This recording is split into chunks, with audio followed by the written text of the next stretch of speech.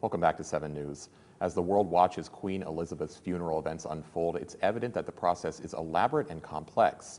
But as Jason Wilson watches as a funeral director, he is struck by many details that the rest of us wouldn't even notice. DK Wright spoke with Wilson about the amazing chapter of history we're seeing and what was required to make it happen.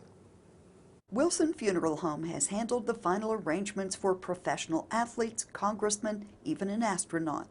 But Jason Wilson says the Queen's arrangements had to take many people many years. I can only imagine, as a funeral professional, the amount of detail, the amount of collaboration, communication, amount of work. As he watches the coverage, Wilson can tell who is doing what.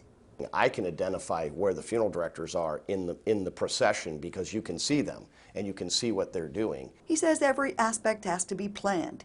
Vehicles, clothing, music, seating. He says grieving family members can't be expected to focus on the logistics. Everybody needs to know where to sit.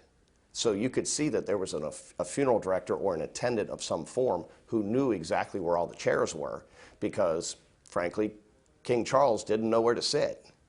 And so they escorted him and seated him. As thousands line up to pay their respects to the Queen, Wilson says it's really no different than a teacher or a coal miner. Saying farewell is important. Every life is extraordinary and should be celebrated. And there's certainly, we see this with families, is families love to hear the stories and how that person touched their lives. In Bridgeport for 7 News, DK Wright working for you. DK, thanks. And if you plan to watch the Queen's funeral, our coverage begins at 5:30 a.m. tomorrow morning on WTRF, CBS, and ABC.